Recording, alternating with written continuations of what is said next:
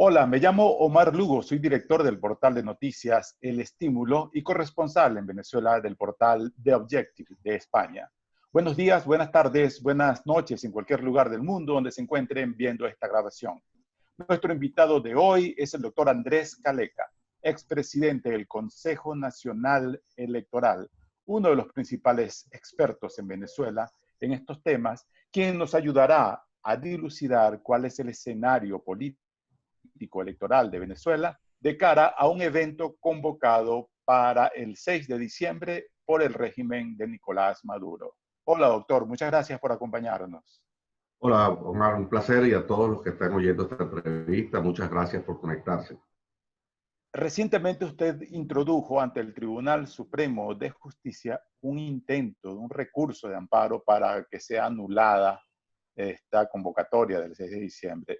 Honestamente, ¿usted cree que un Tribunal Supremo profundamente chavista podría fallar en contra de los designios del propio Partido Socialista y de Maduro? Bueno, me gustaría, antes de responder esa pregunta, exponer las razones por las cuales concurrimos a ese tribunal. Sí. Las elecciones, para ubicar en contexto a la audiencia, las elecciones previstas para el 6 de diciembre, convocadas para el 6 de diciembre de este año, son unas elecciones que están contempladas en la Constitución de la República de Venezuela. Es decir, no son unas elecciones inventadas, son unas elecciones que corresponden.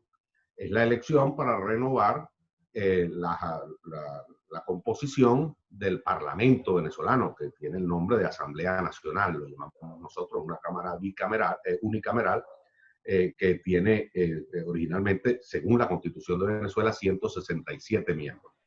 El periodo de esta actual asamblea, que dura 5 años, comenzó en el año 2015 y en consecuencia su periodo termina el 5 de enero del año 2021, con lo cual es cierto que es necesario hacer una elección para renovar ese poder público tan importante. Sin embargo, y a pesar de que desde el año pasado yo vengo insistiendo ante el país, ante la dirigencia política, incluso ante sectores del gobierno con los cuales nos reunimos muchísimo, la necesidad de adelantar este proceso desde el año pasado, dadas las circunstancias en que se encuentra la autoridad electoral en Venezuela, esto se hizo tarde, se fue dejando para después, no se designó las nuevas autoridades del Consejo Nacional Electoral, la plataforma tecnológica del Consejo Electoral en el camino se produjo un siniestro, un incendio en los almacenes de 40.000 máquinas de votación que hay en Venezuela, porque en Venezuela se vota de manera automatizada desde el año 1999. La plataforma tecnológica se quemó en un incendio. De 40.000 máquinas de votación que tenía el Consejo Electoral, solo sobrevivieron 500. El Consejo Nacional Electoral es una organización cuya burocracia se vació como se está vaciando toda la burocracia de la administración pública venezolana, porque sencillamente la combinación de hiperinflación con la situación económica del país conduce a que esos salarios no valen absolutamente nada y la gente abandona su puesto de trabajo sencillamente. Hay que ubicarse en la realidad venezolana, Sí. que es una realidad realmente catastrófica y es difícil de entender desde afuera. Pero eso es lo que vivimos nosotros. Sin un salario mensual de $1 o $2 al mes, la gente no puede ni siquiera ir a su trabajo. Entonces, el CNE, el Consejo Nacional Electoral, encargado de hacer estas elecciones, perdió su burocracia, no tiene gente que trabaje allí. Usted va a esa oficina y es un descampado. Bueno, eso lo veníamos diciendo, como te repito, desde el año 2019. Imagínate Y ahora entonces se que agravó eso. a todas estas circunstancias viene la pandemia, viene la cuarentena, lo cual dificulta reclutar personal, movilizar a la gente. El cronograma de unas elecciones como esta tiene por lo menos 47 actividades que suponen movilización y concentración de personas en plena cuarentena. Entonces Venezuela está viviendo una situación de alguna manera esquizofrénica, la he llamado yo. Por un lado, el Estado venezolano te obliga a mantener cuarentena, suspende incluso la distribución de combustible. En Venezuela no hay combustible en gran parte del país. Para que la gente esté en su casa, te obligan incluso a comprar por terminal de número de cédula, de manera que la gente que se movilice en la calle sea la menor posible, y al mismo tiempo te invita a unas elecciones. Realmente el mismo Estado con dos políticas absolutamente distintas. Había, por ejemplo, en estas semanas que pasaron, una fase muy importante, que era la fase de actualización del registro electoral, donde los votantes que van a cumplir 18 años, edad mínima para votar en Venezuela, tienen la posibilidad de inscribirse, que se calcula aproximadamente unas 2 millones de personas, y donde todos los venezolanos que hayan cambiado de residencia tienen la oportunidad de registrar su nueva residencia en el registro electoral. Se convoca esa medida al mismo tiempo que el Estado, el gobierno central declara cuarentena estricta en todo el territorio nacional. Y entonces pretende el Consejo Electoral movilizar 2 millones de personas. Conclusión, esa actividad fracasó. Entonces vamos a unas elecciones donde los nuevos votantes no van a votar, donde el que se mudó en este periodo de 5 años que hay de una elección a la otra ya no podrá votar porque no está en su residencia, etcétera, etcétera. Y así va a pasar con todas y cada una de estas actividades del cronograma. Pero las evidencias indican que el gobierno, a pesar de todas estas advertencias y toda esta lógica que usted expone, va a seguir adelante con este proceso. ¿Qué es lo que busca? Legitimarse definitivamente y darle un golpe final a la oposición. Sí, por si fuera poco, este problema que es operativo y funcional, las elecciones se convocan y las convoca esta nueva autoridad, el Consejo Electoral, que nombra el Tribunal Supremo de Justicia y no la Asamblea Nacional, como dice la Constitución, convocan una elección fuera de la Constitución. Y ese es un tema que podríamos hablar, pero que entonces complica aún más el escenario. Se violan toda la normativa electoral venezolana.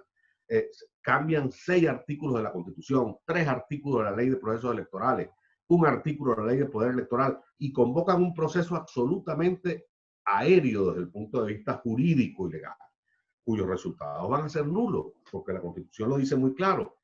Cualquier acto público hecho fuera de la Constitución es nulo de toda nulidad.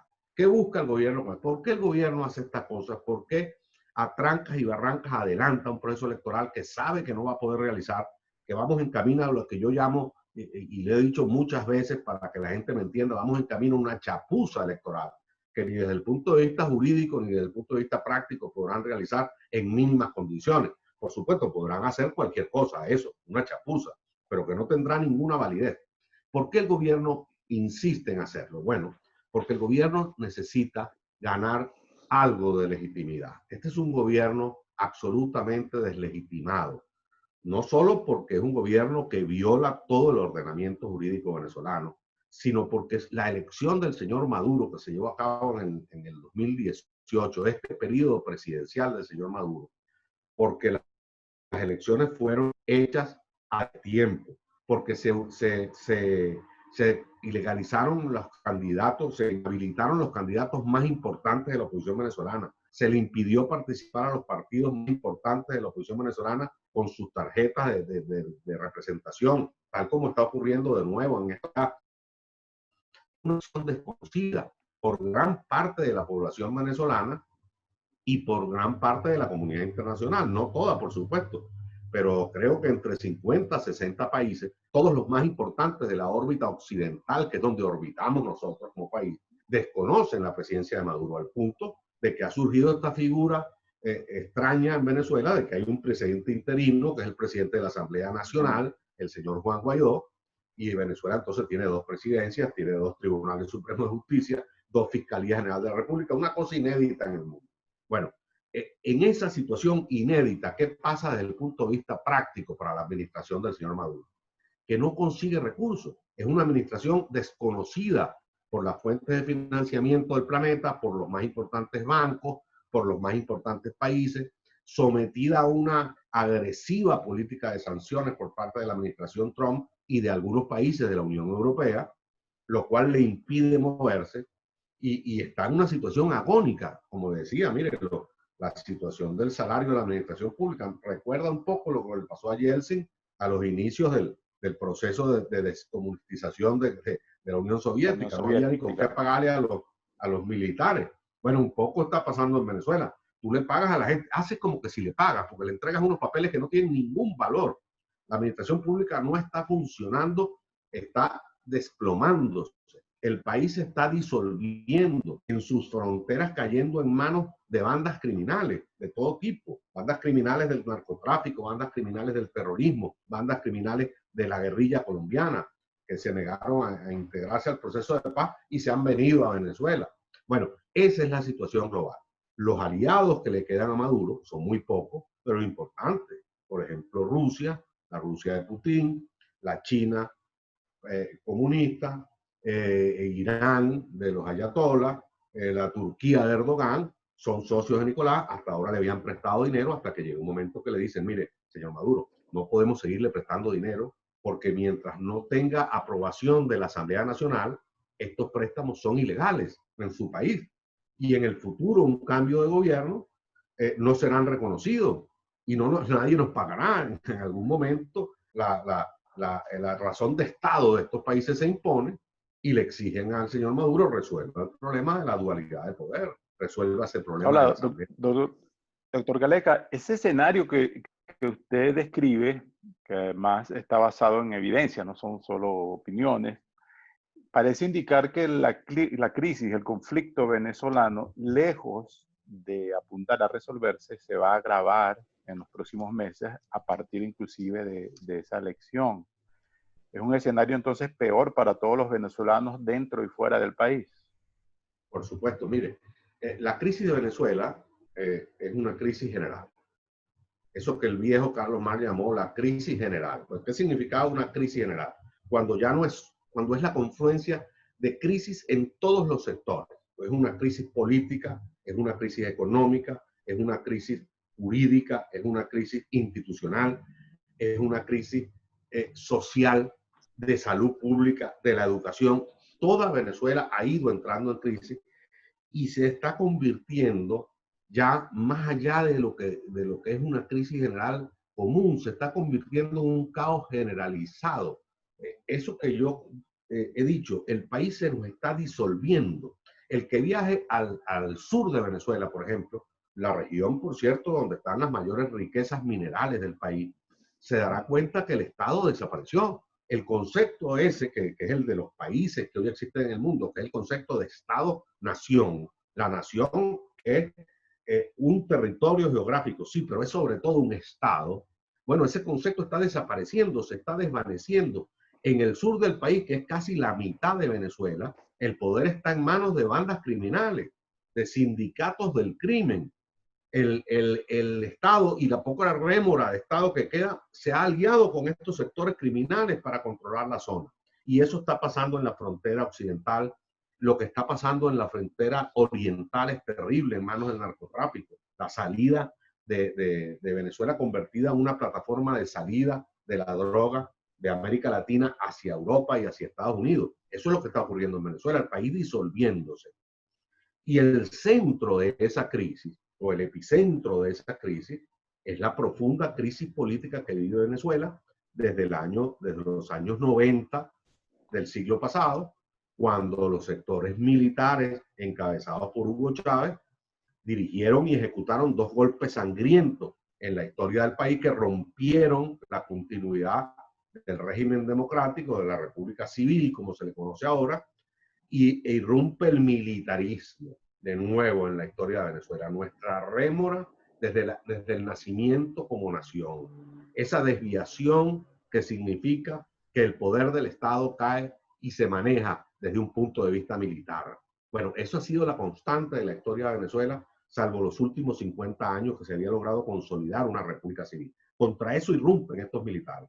Bueno, son derrotados en ese momento y esa república civil es tan generosa que le permite a estos militares golpistas reinsertarse en la política e ir a un proceso electoral, que por cierto, yo soy protagonista de ese proceso electoral en el año 98 y 99, donde gana el señor fue Chávez. Rector del Consejo Electoral. Fui rector del Consejo Nacional Electoral en esas elecciones y posteriormente presidente del Consejo Electoral cuando se instaura la nueva constitución. Al señor Chávez se le dan todas las garantías democráticas para que se inserte en el régimen democrático venezolano y pueda gobernar y pueda acceder al poder con una gran generosidad. Se le perdonan todos los delitos militares, los crímenes de carácter militar, de rebelión y penales. Fueron golpes sangrientos, no fueron manifestaciones ni pronunciamientos en frío, no, golpes sangrientos con muertos militares y civiles, con daños colaterales. Bueno, y estos señores acceden al poder, la población vota por ellos al final, decepcionada con todos los errores de la democracia, y se han dedicado durante 20 años en este tipo de régimen autoritario posmoderno, que no es la dictadura tradicional esta, que da un golpe de Estado y tú amaneces con musiquita en la radio y bueno, y a partir de ahí censura de prensa, todo el mundo preso. No, estos caminan en un régimen híbrido, tasajeando día a día los derechos democráticos, las libertades públicas. Un día eliminan un partido, otro día meten preso a un dirigente político, otro día un dirigente político lo inhabilitan de ejercicio de cualquier cargo público, se va horadando la institución del sufragio, todos los días se comete en cada elección una nueva violación de las leyes, hasta el punto que ya la gente, la mitad del país o quizás más, considera que las elecciones y que votar no resuelve ningún problema. Esa es la situación Ahora, que está en este momento. y en esa situación hay que destacar que los militares son los que llevan a cabo la organización de esos comicios. De hecho, recientemente el general Padrino y otros altos miembros de la cúpula militar estaban exhibiendo lo que va a ser el operativo militar que organizará estas elecciones. Es justamente paradójico, contradictorio. Afuera se vería como bien extraño que los Bien propios paradójico. militares en el No es poder extraño. organicen sus elecciones. Sí, no es extraño en la política venezolana. Hay que contar un poquito rápidamente un hecho Sí. histórico. Las primeras elecciones que se hicieron en Venezuela después de caída la dictadura se hicieron en una situación muy difícil, donde parte del país estaba en alzamiento militar contra el nuevo régimen democrático. Se llamó a la abstención militante y había amenaza de terrorismo, de sabotear el proceso electoral, y entonces se organizó lo que se llamó el Plan República. El Plan República era un plan de la Fuerza Armada para custodiar los centros electorales y custodiar el material electoral y su traslado para garantizar que las elecciones se realizaran en paz frente a esas amenazas terroristas que había. Bueno, como suele ocurrir, después que tú a los militares les das algo, no se los puedes quitar más nunca. No sé si eso pasa en todos los países, pero en Venezuela es así. Entonces, ese plan república, después que se consolidó la democracia, que ya no habían amenazas, eso quedó hasta el sol de hoy. Todos los procesos electorales son custodiados por este plan de las distintos componentes de la Fuerza Armada, donde participan todos. Ellos son garantes del material electoral, son los que lo trasladan, son los que lo instalan, vigilan los centros. Y eso más o menos funcionó sin problemas en Venezuela, hasta que regresó el militarismo y ahora la Fuerza Armada Venezolana es un partido armado que dice abiertamente que son profundamente chavistas, que son profundamente socialistas, que son profundamente antiimperialistas y que además han dicho con una gran desparpajo, el propio jefe de la Fuerza Armada, que es el ministro de la Defensa, dio unas declaraciones hace apenas un mes diciendo que la oposición venezolana no regresaría al poder más nunca en la vida. Algo así como el Reich de 1000 años del señor Hitler. Bueno, esos son los señores que van a custodiar el proceso electoral venezolano. Y que ahora la presidenta del Consejo Electoral, por cierto, acaba de declarar por este desastre que yo te vengo anunciando, que quizás las elecciones no se puedan hacer en un solo día, sino que están pensando en que puede ser escalonada, que el día 1 voten los mayores de 60 años, el día 2 las mujeres, el día 3 los hombres, para tratar de lidiar con el coronavirus, ¿verdad? Entonces yo me pregunto, ajá, y en el día 1, ok, votamos los viejitos como yo, nos vamos para casa y eso queda ahí, ¿en manos de quién? Esperando el día 2, en manos de la Fuerza Armada. Esa Fuerza Armada que dice que es profundamente chavista. Bueno, mira, vamos a una chapuza. A eso es lo que vamos. Lo vengo advirtiendo y les vengo diciendo a los sectores políticos del país, del gobierno, de la oposición, señores, siéntense seriamente. Este proceso electoral, mira, unas elecciones en general sirven para solucionar los problemas de un país, pero a veces lo agravan. Unas elecciones mal montadas te pueden conducir a una guerra civil en cualquier parte del mundo. Eso lo hemos visto en todas partes. En el África, en Haití, Mira lo que está pasando en Bielorrusia. Unas elecciones mal montadas agravan todas las crisis. Y a eso estamos empujando a Venezuela. Y desde el punto de vista operativo, que usted sepa, en estos 3 meses, ¿habrá tiempo para importar esas máquinas, establecer todas esas redes, todos esos nodos, esas computadoras, todo lo que significa no solo las máquinas de votación, sino de procesamiento? Porque como usted decía, recordaba, se incendiaron 2 veces estos equipos en unos galpones del Consejo Electoral, jocosamente llamado Ministerio del Poder Popular de las Elecciones. Sí. Si lo llaman así porque es obviamente un apéndice del Ejecutivo, del gobierno. Bueno, mi experiencia dice que no van a poder hacerlo. Mire, las máquinas electorales no se venden en almacenes. Tú no puedes ir a IKEA a comprar unas máquinas electorales, ni a Home Depot. No hay una tienda de máquinas electorales. Así como hay las tiendas Apple, no hay una tienda de máquinas electorales. Las máquinas electorales se fabrican ad hoc, a la medida del país que las solicita. En primer lugar, se ponen de acuerdo en el país que la solicita todos los actores políticos. ¿Cuáles son las características que tiene que tener la máquina? No solo un sector político del país, sino entre todos. Mira, queremos una máquina que haga esto, que no haga esto, que tenga esta protección, que tenga esta salida, que tenga esta entrada. Y entonces se diseña una máquina en conjunto, se licita internacionalmente entre los fabricantes de máquinas electorales y entonces una licitación pública abierta internacional se selecciona otra vez de común acuerdo todos los factores políticos cuál es la máquina adecuada. Nada de eso se ha hecho en Venezuela. En este momento, a 4 meses de las elecciones, que se sepa, no hay ni una fábrica en el mundo que esté fabricando máquinas electorales para Venezuela. Incluso el señor Elliot Abrams, los Estados Unidos lo ha designado en una cosa extraña de comisionado especial para Venezuela. No sé exactamente qué significa el cargo, pero es el hombre que se encarga de Venezuela en los Estados Unidos. Fue interpelado por el Senado de esa nación y le hicieron esta pregunta que tú me estás haciendo y dijo, mire, toda la información de inteligencia que tienen los Estados Unidos es que en este momento no se está fabricando ni una máquina electoral para el proceso electoral en Venezuela. Si nosotros a 4 meses de las elecciones no tenemos plataforma tecnológica, porque al no tener máquinas, no tenemos software. El software se desarrolla en función de las especificaciones de la máquina. Entonces, estamos en una absoluta incertidumbre. Por supuesto, en una situación de pandemia y a 4 meses será imposible organizar un proceso manual. Eso será entonces un gran... todavía muchísimo más complejo. Será una especie de simulacro para legitimar el gobierno y arrebatarle definitivamente el parlamento a la oposición. Que no les va a servir a nadie. No le va a servir al gobierno para nada, porque ya decíamos al principio, el gobierno está buscando que se le reconozca su legitimidad. Pues no va a ser reconocido ese proceso. Primero porque va a ser una chapuza operativa y segundo porque es absolutamente ilegal, está montado contra la Constitución y las leyes. Todavía a 4 meses del proceso se siguen cambiando las leyes. El Consejo Electoral, que es un organismo técnico de apenas 5 personas, ha cambiado 6 artículos de la Constitución para realizar este proceso. En Venezuela, la Constitución solo se puede modificar por 2 vías. Como todas las constituciones del mundo, su modificación es sumamente engorrosa. En Venezuela tiene solo 2 vías para hacerlo: la enmienda y la reforma.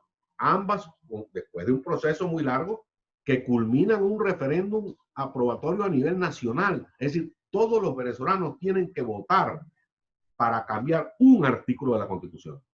Esta oficina electoral del gobierno ha cambiado 6 en un mes. Bueno, este proceso no lo va a reconocer nadie. Mire, el señor Maduro en el año 2017, para tratar de quitarse esta dualidad de poder, el mismo tema que tiene ahorita, fíjate tú, no ha podido avanzar un centavo, un metro con este tema. En el año 17 inventó una supuesta Asamblea Nacional Constituyente, supraconstitucional, e inventó unas elecciones de carácter corporativo tipo el Parlamento Corporativo de Mussolini en los años 30, donde votaban, había unos diputados delegados de los sindicatos, otros de los indígenas, otros de las amas de casa, una cosa fascista totalmente, fuera de la ley, fuera de la Constitución. Hicieron ese simulacro electoral, ahí no votó ni 2 millones de personas, votaron ellos nada más. Y después el CNE salió diciendo que habían votado 8 millones, engañando al país. La gente que manejaba el proceso electoral se fue despavorida de Venezuela y denunció que había un fraude. Bueno, eso no le sirvió a nadie. La dualidad de poder siguió, la deslegitimidad del señor Maduro más bien se acrecentó y la crisis política siguió avanzando y llevándose por delante a todo el país. Bueno, lo mismo le va a pasar al señor Maduro esta vez, con esta chapuza electoral ilegal, inconstitucional. Doctor Caleca, usted como experto electoral, pero también como observador de todo este escenario, ¿qué le recomendaría entonces a los partidos políticos venezolanos y a las organizaciones civiles y a aquellos que están llamando a abstenerse, a simplemente no votar y mirar para otro lado el 6 de diciembre? ¿Cuál podría ser la respuesta de la población venezolana e inclusive, ya eso es otro tema, pero de la comunidad internacional ante este escenario? Bueno, mira, la respuesta, la colectividad venezolana lo que tiene que hacer es defender sus derechos. Mira, no aceptar una violación más, un atropello más. Como dije, este es un proceso en que nos han venido coartando derechos, atropellando libertades lentamente. Yo lo llamo tasajeando, así como cuando tú tasajeas un carnicero, Juan tasajea Serrano. el bistec. Va quitando bistec. Cada bistec es un conjunto de derechos que los venezolanos perdemos. Bueno, ese proceso tiene que ser denunciado y tiene que ser protestado.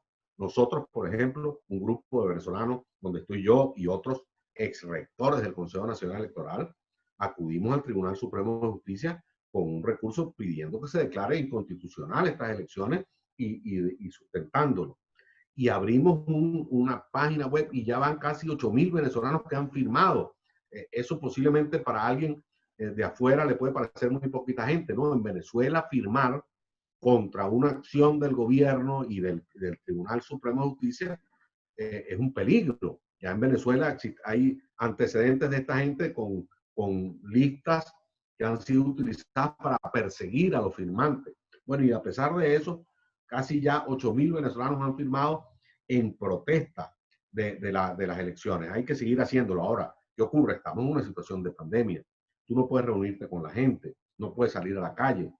Si sales a la calle te expones. Bueno, entonces es una situación bastante difícil, pero el liderazgo político, y ese es un llamado que yo vengo haciendo, tanto al gobierno como a la oposición, ustedes tienen que sentarse en algún momento. Mira, vino la gente del Reino de Noruega, que de alguna manera se ha especializado en tratar de analizar el tema venezolano, ha participado ya en 2 negociaciones, vinieron a observar la situación y a alertar, señores, hay que sentarse, vamos a tratar de volver a sentarnos a negociar. Y no hubo manera que sentáramos a gobierno y oposición a negociar. Bueno, eso hay que hacerlo ya, antes de que sea más tarde todavía. Hay que posponer este proceso electoral, encaminarlo desde el punto de vista operativo y desde el punto de vista de salud pública. Y además, desde el punto de vista jurídico. Y tratar de hacer Ahora, unas elecciones el primer trimestre del año que viene, el segundo trimestre, que no pasa nada. Tratar de hacer unas elecciones que sean solución al problema y no profundización de los problemas del país. pero aparentemente, ya para ir cerrando, el gobierno está actuando en el sentido contrario, más bien está utilizando la pandemia como excusa para un mayor control social y control electoral. Inclusive ha migrado direcciones de personas inconsultamente. Es decir, este es un gobierno que no parece muy sensato a escuchar esas recomendaciones como las de ustedes.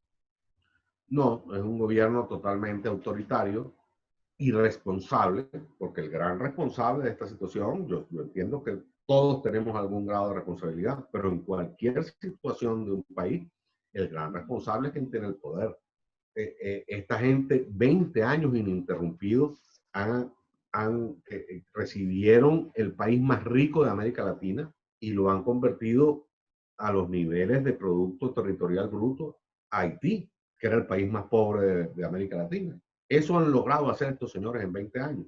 Es decir, el peor gobierno, el peor régimen en toda la historia republicana de Venezuela.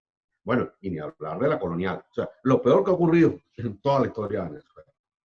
Llamemos, incluso antes de que Venezuela fuera Venezuela. ¿Verdad? Eso es lo que es esta gente.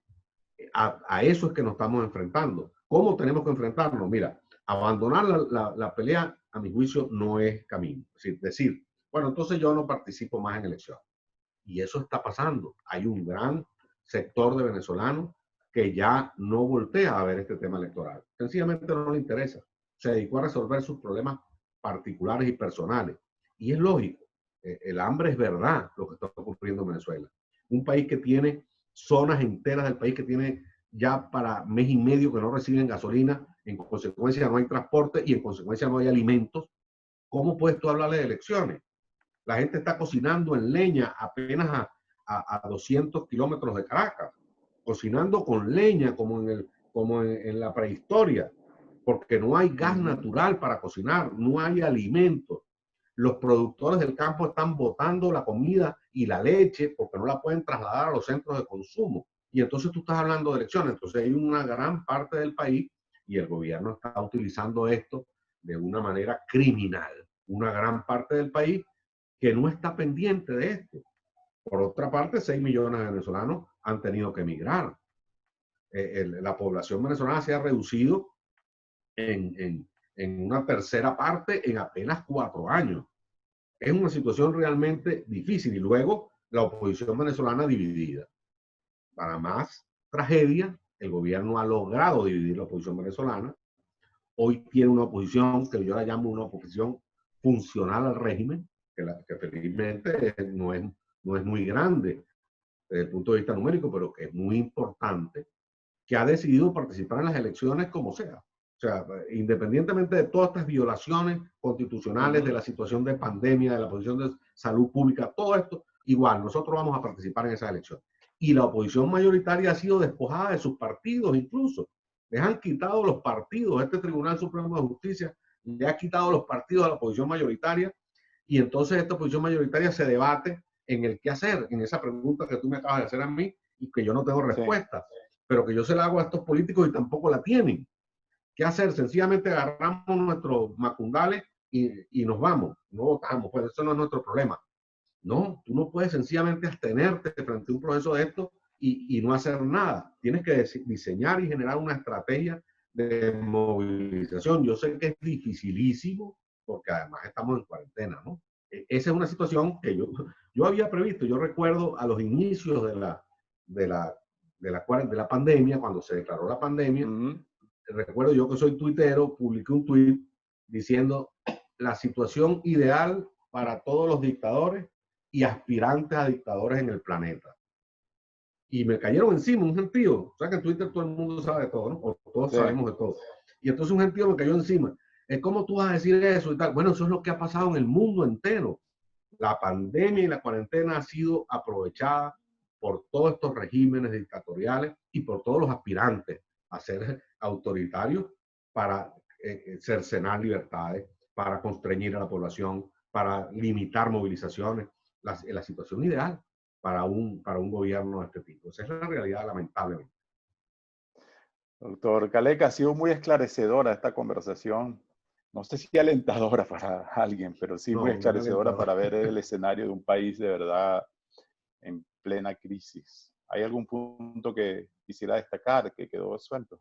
Se nos quedó en el tintero el inicio de tu primera pregunta, creo incluso, que fue ¿qué aspiramos nosotros del Tribunal Supremo de Justicia? Hemos recurrido ante un Tribunal Supremo de Justicia absolutamente chavista, cooptado por el Poder Ejecutivo, así como hablamos de la oficina electoral del gobierno, esta es la oficina jurídica del gobierno, parece más bien la consultoría jurídica de Miraflores que los tribunales imparciales que debieran existir en un país. ¿Qué esperamos nosotros que haga este Tribunal Supremo de Justicia? La verdad es que yo te puedo decir que no espero mucho. Yo no espero del Tribunal Supremo de Justicia, yo espero de la historia. Es decir, nosotros hemos ido a protestar esta violación de las leyes, de la Constitución y de todo el ordenamiento jurídico venezolano, más de cara a la historia que de cara al presente. O sea, no puede ser que dentro de 10 años, 15 años, más temprano que tarde, cuando sea que termine este régimen, que terminará, los historiadores reporten que hubo unas elecciones montadas totalmente contrarias a la Constitución y que nadie dijo nada. No puede ser. O sea, hay que protestar todos y cada uno de los derechos. Nadie te los regaló y nadie los va a defender por ti.